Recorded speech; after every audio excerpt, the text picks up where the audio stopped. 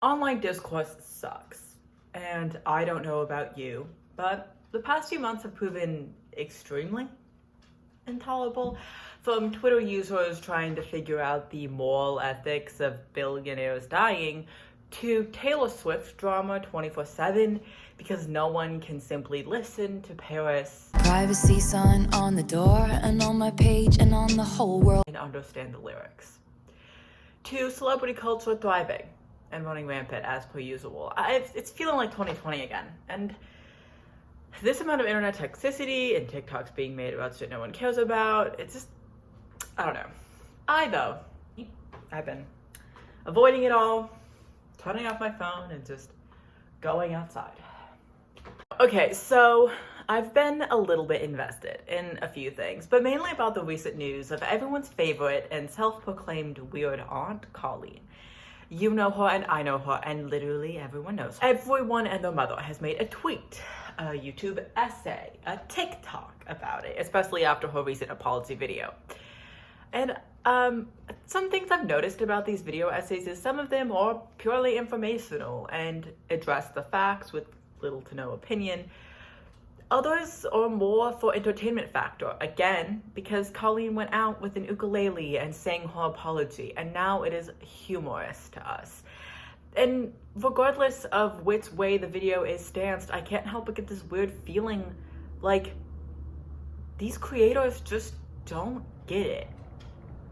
By no means am I saying that just because these creators are in their mid-20s and later, that they can't have experience being groomed, have helpful information about grooming, or have just general insight into the topic. But as a fellow teen, one with unrestricted internet access and plenty of adult friendships throughout my life, I feel like these creators are misunderstanding and misrepresenting the reality of online creators and grooming. Grooming is defined as the practice of preparing or training someone for a particular purpose or activity. For example, any of the Voice siblings are expected to need a lot of grooming before they are ready to take over Waystar from Logan. Yes, that's an HBO Succession joke, and yes, I'm only on season 2, so no spoilers, please. But the more recent definition, and the one that probably is more familiar to us when we say the word grooming, and the one that is implied, is the action of attempting to form a relationship with a child or a young person with the intention of sexually assaulting them or inducing them to commit an illegal act such as selling drugs or joining a terrorist organization. Grooming can happen in many ways, and more commonly it happens online via social medias, but it also happens in real spaces like schools and workplaces. Real-life grooming is often more subtle and harder to recognize because of adult-child friendships in real life and the nuance that those relationships bring. I will talk later about adult-child friendships, but I did want to give a shout-out to this TikTok creator who talks about all things sex positivity, but also all things grooming. She talks about examples of what grooming looks like in real life in schools and workplaces. Her name's Emily. I'm going to put her information here. Please go follow her. I just love her content. It makes me feel very safe. As we can see from the description I gave, grooming is not inherently sexual. I bring this up because the conversation is so often about sexual intent, but grooming has multiple results or goals, and sexual assault/coercion is only one of them. Grooming has one result: to create a relationship with a child or young person that has harmful intent. The goal of grooming is to have an adult level relationship with a child, whether that be romantic, sexual, or friendship. Hi, I just wanted to jump in before I get into the video and before I explicitly talk about Colleen Ballinger. And I wanted to talk a little bit about myself and why I think teenagers like me should talk more about these matters. My name is Moth, that's what I go by online. And also what my friends call me, so we can be friends. I use he, they pronouns, and I'm currently going into my sophomore year of college for graphic design, which makes me 19 at the time of recording this. Often, children who have been groomed are dismissed, and our voices in these conversations are never the most important ones.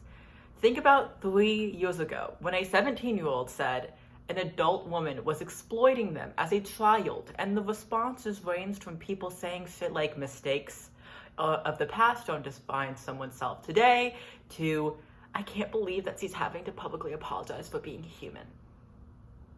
3 years ago, the response to grooming behavior from a woman was blamed on the victim.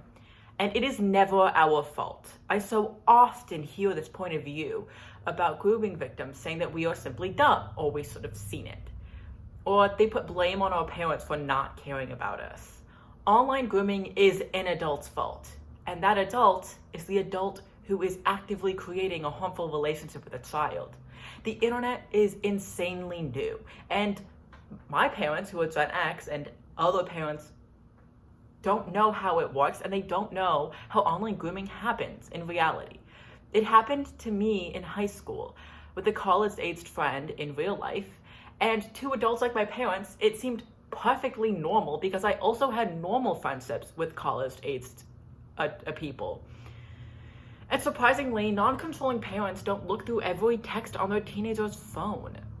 Older high schoolers and 18 to 20-year-olds would often come on to me, sexualize me, and in the one case, groom me with the intention of having sexual activity with me, both virtually, which happened, and with the intent to move that into real spaces. I was lucky that I never had to deal with real sexual assault or coercion, but that's because it was 2020, and we couldn't leave our house. I talked to adults about this, and later a separate case of sexual harassment by an adult student at my high school who messaged me about being sexually attracted to me when I was 15. The reaction from every adult in my life was, you could have just blocked him or said no. I was blamed for being dumb. He was never held accountable for telling me, as an almost 20-year-old high school senior who was in a relationship with a 15-year-old at the time, that I was the only trans he'd ever been attracted to, or that he saw me when I was 15 before we had ever even met, and that he wanted to shove his tongue down my throat. I bring all this up not to throw a pity party or defend myself to the people who will never care about the victims of grooming, but to simply say, I have a perspective most adult men on YouTube will never have. I am currently 19, and I would never see a child and think to communicate to them my sexual desires or wishes, comment on their sexual desires or wishes, bring up sexual things, or continue a conversation about sexual things with a child if that child brought it up. I would never think to comment on their bodies or their looks, because I never think those things in the first place. Because those are children, and I am 19.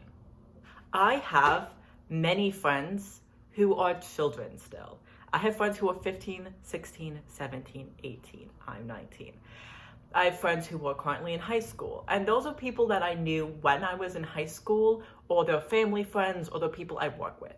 The point is that I have not stopped communicating with my child friends because I'm worried that I'll be inappropriate to them, because I know I won't, because I am a role model in their life.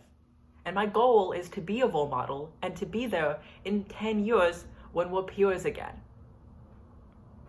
People like me are always the ones receiving the backlash in favor of protecting adults who say and do sexual or exploitative things to children. And it is disgusting. I don't need to introduce Colleen or this situation. If you want to deep dive into any of this, there are plenty of good videos about the topic, and you can always go to the sources and listen to the victims like Adam. I will link my favorite videos down below and in the cards. But Colleen differs from a lot of other content creators who have been called out in the past because she is a woman and she is a mother. I was briefly a fan of Colleen's content back when she vlogged about her difficult pregnancy and about her experience with childbirth for the first time. And I was never in these circles in the group chats. I didn't comment on them. I didn't know that creators even had group chats with their fans. And to my knowledge, most don't, for obvious reasons. But I bring this up because until about 2020, I'm pretty sure that I was subscribed to Colleen Ballinger. I never cared about Miranda Sings. I was never her demographic. And I didn't pay attention to any of that or any of her countless racist and misogynistic and strange actions. But I do have very fond memories of her labor and birth vlogs and her openness about rough pregnancy. I think that content was very informative and gave a lot of people a sense of relief to know that they weren't alone in their difficult pregnancies. After I heard about Adam's story, I unsubscribed from Colleen. I had grown out of her content regardless, and I didn't feel like someone who was exploiting children. But I didn't think much of it. I didn't get into the drama. I didn't know the full extent of the story. I think all I knew was that Colleen sent underwear to a child, and I thought that was weird, so I unsubscribed. But also, I distanced myself from Adam and the whole situation because it hit close to home for me. What Colleen did to Adam within those group chats was inappropriate. There is zero excuse for talking about virginity and sexual positions with anyone under the age of 18 if you are an adult. It is inexcusable, and an apology won't fix that. You were 30 and it was not a joke. People have gone from these interactions to talk about her other disgusting behavior as Miranda, her with fans, sexualizing children at her live shows, and all of those are very important things to talk about. But I want to say on these topics of the other things that we're bringing into this conversation, that talking about periods and childbirth is not and will never be grooming. Hearing adult men say that adult women shouldn't discuss periods with children is the dumbest shit I've ever heard, and I would personally like them to never speak on the topic again. I am a man, for lack of a better word, and I'm a man, for lack of a better term, but I am assigned female at birth. And hearing Colleen and countless other creators talk about periods and pregnancy helped me a lot as a young preteen and teenage girl. Creators like Lily Singh, BuzzFeed's Ladylike, and many others made videos on these topics to an audience similar to Miranda/Colleen's. I am a man, for lack of a better term, but I am assigned female at birth. And hearing Colleen and countless other creators talk about periods and pregnancy helped me a lot as a young preteen and teenage girl. Creators like Lily Singh, BuzzFeed's Ladylike, and many others made videos on these topics to an audience similar to Miranda/Colleen's. I understand that it is weird to unprompted discuss how you thought you shit your pants when you had your first period in a group chat of children as the only adult, and that is weird. But it is only weird in the context that you were the only adult in a group chat of children.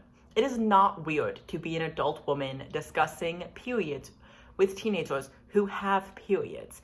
I also thought I shit myself when I got my period for the first time because the blood was so dark, and no one told me that period blood was brown sometimes. If Colleen had made a tweet or a community YouTube post asking, "What was your first period like? Here's what mine was like," for a YouTube video about periods or a collaboration to discuss periods, to open up a conversation about them, to make it less weird for AFAB people to talk about their menstrual cycle and to feel less shame around them, then it would be 100% okay, even if her audience was children. But it is only weird in the context that she was an adult child in a private group chat with children called the Morweenies, or whatever. I wanted to bring that point and my next point up to discuss the important topic that periods, pregnancy, and reproductive discussions are not inherently sexual and extremely important topics. If you don't talk about sexual acts when it comes to the reproductive cycle and you discuss the other parts of it, it is fine. It is normal. And adults in real life talk about those things with children and teenagers all the time. And it is normal. It should be more normal.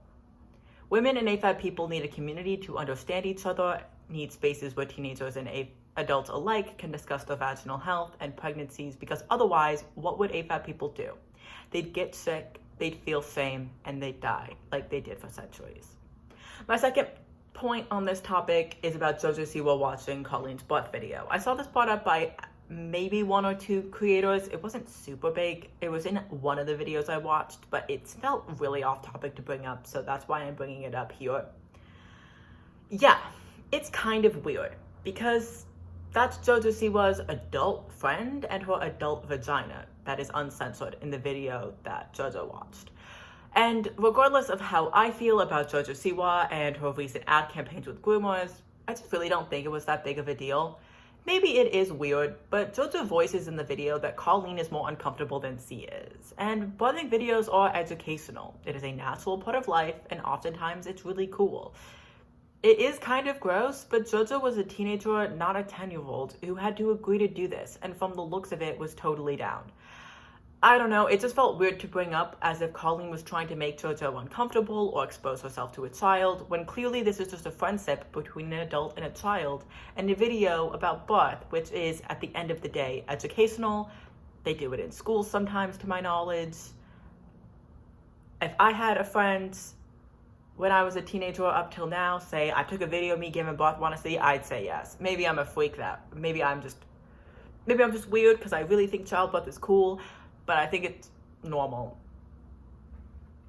Anyways, JoJo clearly wasn't fucking traumatized by it, so it just felt off topic to discuss and bring into the conversation when there were way more important points to bring up in this conversation. Hi, it's Editing Moth, and I just wanted to jump in and say, by no means do I not understand that people can have sexual fetishes or sexual kinks around pregnancy and menstruating. 100%. Totally. That's disgusting, and we would obviously need to call out that behavior if we had more proof of it than the points that I talk about here. I just don't think that's the case in this situation, and that's why I decided to go on a very long rant about it in this video. But I just wanted to disclaim and say I understand that she could be doing this stuff because she's just a freak and a creep, and she talks many times about being a pervert. But I think to some extent, making the discourse then about her being into that stuff, there's no other proof other than these couple times and her just talking about gross vaginas a lot. It's weird and it's creepy, but I don't think it is as big of a deal. And I don't think people are actually bringing up serious allegations of that. So that's my disclaimer.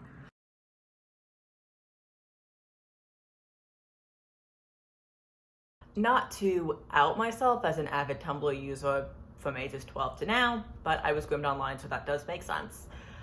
About a year ago, I found a Tumblr post that really put into words this discourse that we've been having online and in real life over the past decade. And it's something I feel strongly about. I'll just read the post and then I'll jump into my stance on the topic. It's a little bit of a longer post.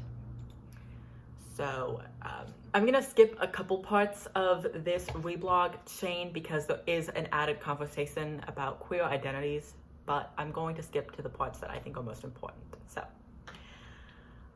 it's weird for queer minors to be friends with queer adults. Oh my god, oh my god.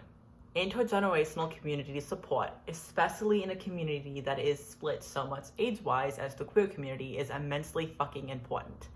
Get to know older queers and younger queers. This is how communities frazzle out and die to infighting. It's weird for any minors to be friends with any adults, queer or not. There should be no reason why unrelated adults or minors should be making close relationships in any sense outside of professional ones. I understand wanting education, but they can be taught when they are adults as well. Is this a joke? That commenter seems to forget that children are human beings too. Has this person never been involved in hobbies or politics or religion or the arts or any environment that normal people interact in? I think part of the problem is thinking there's only one kind of friendship. The friendship I form with a kid is going to look different from a friendship I have with someone my own age, or a friendship with someone significantly older than me. But that doesn't mean it's not friendship. I mean being kind to each other, talking about similar interests, giving each other support and advice when needed. These are good things, and there may be another type of relationship you could term this, but I think friendship works just as well. Unless you're the type of person who thinks that friends will inevitably take advantage of each other, or that a friendship always has potential to turn into a relationship. Because those are the circumstances where you would need to watch out with an adult becoming friends with a child. But just because those bad apples exist doesn't mean that you cut down all the apple trees. I think that the type of person who thinks all adults are looking to take sexual advantage of any person younger than they are and can literally not fathom the concept of a community made up of people across all ages interacting with each other as being healthy, despite that being the standard way of living throughout pretty much all cultures throughout all of history. My adult friends are the ones who took me out to lunch when my dad died and told me they'd been there too and what it was like. They mentored me in math and volunteer work and my job, One drove me to synagogue every week and added me to her family plan. They have life experience that no one my age could dream about. My tap teacher was even in the original cast of Hello Dolly. I absolutely love my friends who are my age, but they've never asked me to help them name a hurricane. I've only felt unsafe with adults a few times in my life, and I could see the danger signs because I had much experience with good adults. Having adult friends throughout my childhood helped me learn how to be a good adult too. Knowing different kinds of people helps you grow and understand who you want to be. If I didn't have so many good influences from my adult friends, I might have turned out a very different person, and I'm forever grateful to them. This post really resonates with me because, as I briefly mentioned, I am a queer person. I am a transgender gay youth and have been a queer youth my entire life. Navigating the world as a queer youth shows you the best and worst of adults. For one, there are predators in any space, and those who seem open and accepting and understanding can take advantage of you. But also, for not only queer kids, but children in any community where the adults in their life, their parents or family, are not supportive or understanding of them, they crave that space, that attention from adults. Children who are a different race from their parents, have different religions, have interests or hobbies that are not understood by the mass public, or are in subcultures. These are all reasons children crave the validation of adults like them, to see that they are valid, to see themselves as an adult. Many children need proof that they will live past 20, and that's why elders in communities matter. And even when it's not part of that kind of situation, adults are people and children are people. They are going to interact, and if they interact often, either in workplaces, think part-time jobs, school camps, etc., or in schools, they're going to create relationships. It is on the adult to keep those relationships healthy and appropriate. In online spaces, adults and kids are going to interact. I can speak to this. I was in the Hannibal fandom. This is a side note. I was in the Hannibal fandom from ages 14 to now, and until I was 18, the adults in that fandom treated the minors in that fandom horrifically. And yes, it's a PG-17 show, but that's literally never stopped anyone before, and other than the gore, it's not really PG-17. So I just think that adults in fandoms need to understand that kids in fandoms need spaces, but that's a topic for a different video. Want to be noticed, and fan culture engages in this world of attention and closeness to the creators or artists. Think about a fan for any band, them wanting to get as close to the stage as they can and touch the lead singers. That's not just a part of fan culture for children, but often adults too. And even with fellow adults, it is inappropriate for the artists or creators to engage with them and encourage this kind of behavior. Lots of bands and singers are being called out and held accountable for taking advantage of their fans.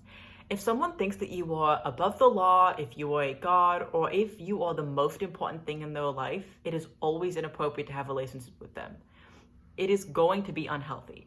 And you inherently have power in that situation, and you will be using that power above them, even if unintentionally, for your own gain.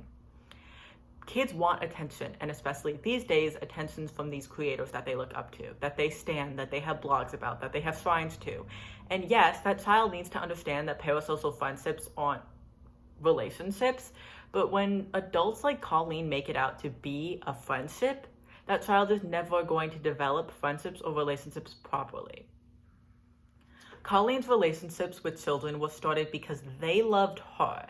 They wanted her attention. They felt special because she was giving them information via trauma dumping or venting or complaining, because they knew everything about her. There's going to inherently be a power dynamic, and you can't just say you were a loser to get out of that situation, because you engaged in it, you encouraged it, you groomed them. Even if she never had the intent to have sex with the children, she was trying to have close, personal, adult-level relationships with children for her own gain. That is grooming. In this conversation, there's a lot of toxic gossip train, and not a lot of how should online creators interact with children happening. And that's where this stuff always fails. YouTube has been around for almost 2 decades, kids' content is thriving, and yes, it is fun to sit around as adults and say, oh my god, this is literally rotting our children's brains when we see Cocomelon. Or it's easy to point a finger at a woman whose dumb character feels stuck in 2012 and say, groomer, groomer, groomer, but that's not accomplishing anything. When Colleen apologized in 2020, most people took her side, and maybe that was because we didn't know the full story, or because she did a good job apologizing. But it was also because she was a woman with children, and we didn't understand how parasocial relationships work. We still don't. Online creators have a way of connecting with their viewers and fans in a way that they are more personal. They can just make an Instagram story and let a million people know exactly what's happening to them like they are all besties. Meanwhile, Taylor Swift's news comes to us through newspapers and publicists. Colleen can post a song and take accountability and tell us the exact moment when she gives birth. She, to her fans, like many other creators, is just someone on their phone who they know. And that's scary. Kids' content is scary. Colleen says Miranda is PG-13, but we all know that her fans were ages 9+, and the fans in those group chats were preteens and teenagers. Kids don't just watch a TV show with an actor and an animated dog, which was pre-filmed. They don't just send letters to Ruff Ruffman like I wanted to as a kid. They have real people who will pay real attention to them on Instagram group chats. And we should be worried about that. Online creators are never going to stray away from the parasocial aspects of their job. It is inherently what makes their job work. And as older people, we should have to understand that. Gen Z is great at saying, I have a parasocial relationship with this celebrity, without doing anything about it.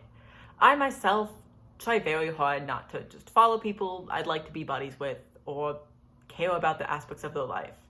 Think about John Mulaney's divorce. Everyone acted like this was a man they knew, and I just said I watched his specials and moved on.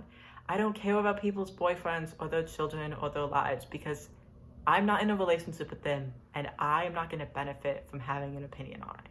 I prefer TV shows with actors who I don't care about because they are mediocre middle-aged white men and their characters are slimy, gross, middle-aged, mediocre white men, and they aren't real.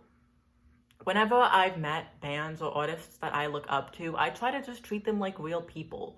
Online creators are at fault 100% of the time when they engage with fans in unethical ways.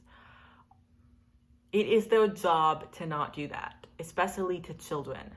Exploiting children on YouTube is the easiest activity, and I don't want to sound like the point of Colleen being canceled is to fearmonger adults into reading their teenagers' text messages. But I am saying Adam was never at fault, and anyone who blamed him or his parents for what happened to him owes him an apology. This should not be a debate about if Colleen is a groomer or if her talking about periods is grooming. Those things are not up for debate. Colleen Ballinger is like so many creators with young audiences. She just took it a step too far that countless others have, and we just happen to be able to see it this time because Adam spoke up about it. Want to support me, your local guy who brings up his cringe groomer in just about every conversation, or as I'd like to be known, a kid moving to Kansas who makes art sometimes and also writes. You can follow me on Instagram where I post my art, my Tumblr where I repost success and memes and sometimes important stuff, or you can follow me on my TikTok. You can also go dislike Colleen's apology video, and if you'd really like to be the change you want to see in the world and not just make memes about other people's childhood neglect and abuse, you can donate to Changing Minds. It's an organization to help children who have been exposed to violence and other traumatic events that literally rewire children's brains. It also helps adults be the positive and encouraging influence that children need.